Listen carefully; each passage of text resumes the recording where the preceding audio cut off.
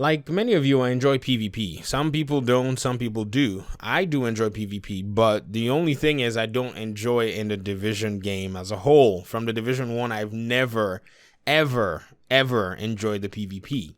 Now, I have to quickly say that the Division's PvP is probably one of the most unique ideas in gaming, as a whole. This is something that was quite revolutionary, especially with the genre of games that it was put in. Now, other games have done that, it's not new, but for an RPG looter shooter with so much ambition to come out and actually present this and tie it into the lore in such a unique and very smart way was something quite unique. The only problem though was the way the Division's PvP is actually set up. It's set up based on a premise where everything is unfair.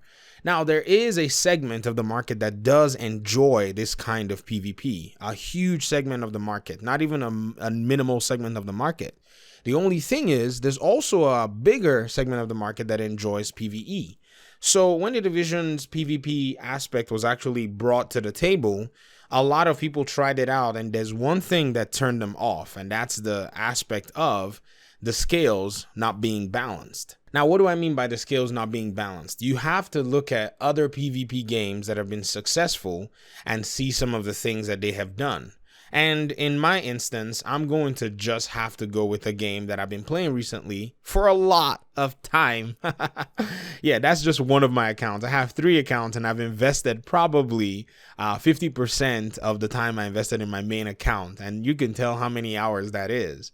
And if you look at the way Mortal Kombat 11 is structured, it's structured as a PvP in a duel. So you versus another opponent where all the scales are balanced. You have all the frame data, you have all the knowledge, you have the move sets, you have everything at your fingertips, and all that's left is your knowledge of the game and the execution. I mean, if there's no online lag, you're pretty much in the same boat. All the scales are balanced, everything is all equal, the outcome has to come out.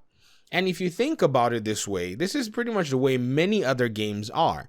If you look at, most PvP shooters, you're, in the same boat initially when you all start. You have specific classes. This is what makes Call of Duty Modern Warfare's PvP very, very exciting. Everybody starts out with, pre-selected classes.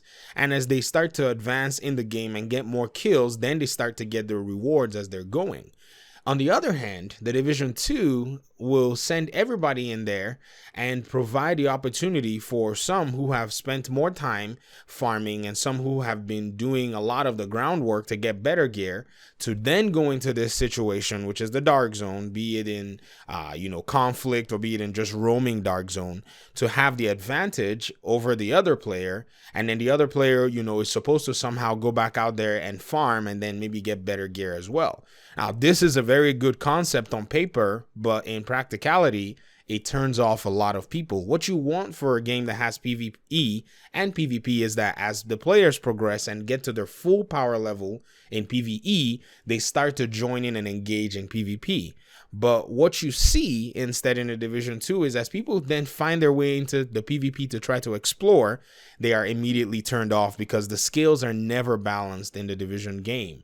And this is why a lot of people never play PvP as newcomers. It's usually people who are more PvP inclined who want to play PvP that usually go to the PvP areas and then eventually stay and continue to PvP. Whereas a lot of the people who try to come from the PvE to the PvP side cannot stand the game in that aspect. And so when the Division 2's PvP was released, you can see that the developers understood that from the Division 1, a lot of these factors had driven a lot of people away from the PvP, and they wanted more people to join the PvP aspect of the game. And so they started trying to adopt what successful PvP games had already been doing for thousands and thousands of years, which is they tried to do normalization.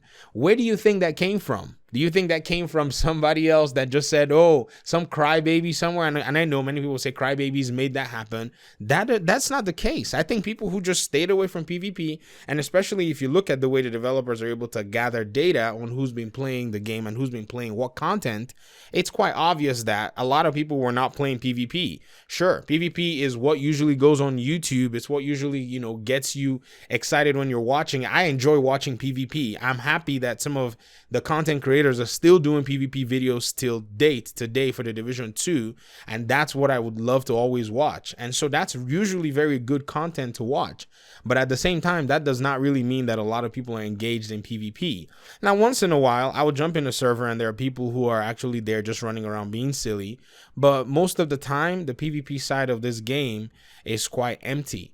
And these things that you're seeing that have affected the PvP of the Division 2, and I say affected because now the Division 2's PvP doesn't feel original. It feels like it's been cut out and some things have been changed. And so the OG PvP community from the Division 1 who enjoyed the original premise of the Dark Zone cannot come to terms with the Dark Zone in the Division 2. So the division finds itself in a dilemma. It's trying to reach out to new players and at the same time pushing away its old player base, while at the same time not being able to appeal to the new players nonetheless, because it's not like your traditional PvP games.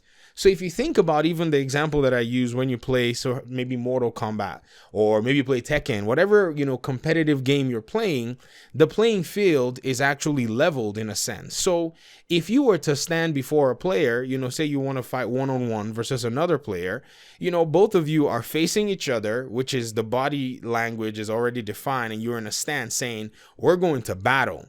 But in the Division PvP, you have a picture more like this, where one player is facing one direction and another player already has an advantage and a drop on that player. Now, many times good players or even players who can react quickly can turn around and overcome, but that is usually the case almost all of the time.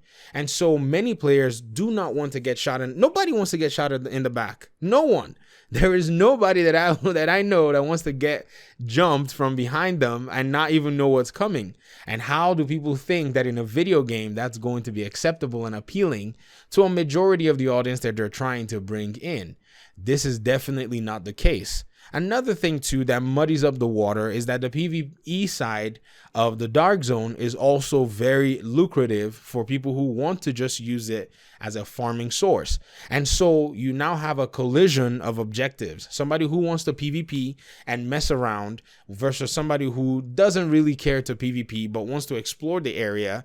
Their objective is now being compromised by somebody else who has a different objective. And so you continue to create a collision between two people or two sets of people. And what you have is nobody can actually enjoy the content, because I go into the Dark Zone, say I'm a PvP player, and I don't find anybody, then I don't go in anymore. Or I go into the Dark Zone, say I'm a PvE player, and if somebody commented on one of my videos, before I take 2 steps, I get mauled down by crazy groups who are just farming people for manhunts.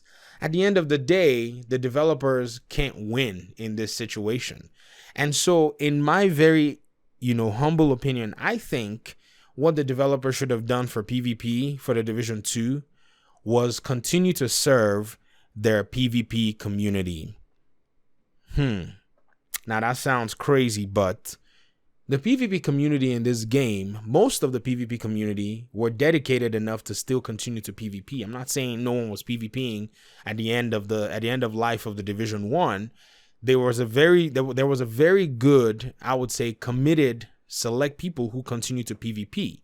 And if the developers had served that community by making sure they didn't transform all of the systems in the game to make it so different, create some really strange things like normalization, but kept that unfairness and continued to market the Dark Zone and stand with their core design, I feel like everybody would have come to terms with what the Dark Zone was exactly.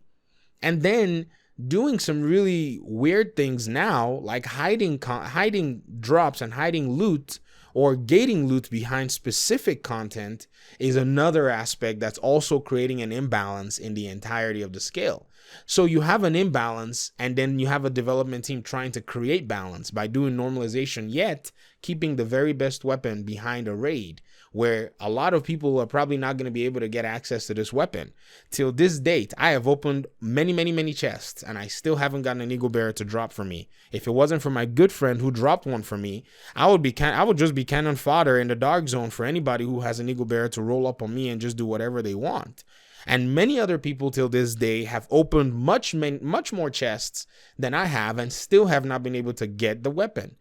As a result, They give up and they leave and say, this is crazy. I'm not some mouse on a wheel that's going to continue to farm and never be able to get some of the best items in order for me to be able to compete on the PvP level. So the playing field is not level even by core execution that the developers are actually putting in place. So what do the developers need to do? They need to serve their original PvP community. And if they are to serve a new community of people that they want to engage in PvP, then they need to start learning how to level the playing field in a way that still allows for the Dark Zone to be very unique. And they need to probably bring back systems that the OG PvP community have always wanted. The Division has a very unique PvP scale.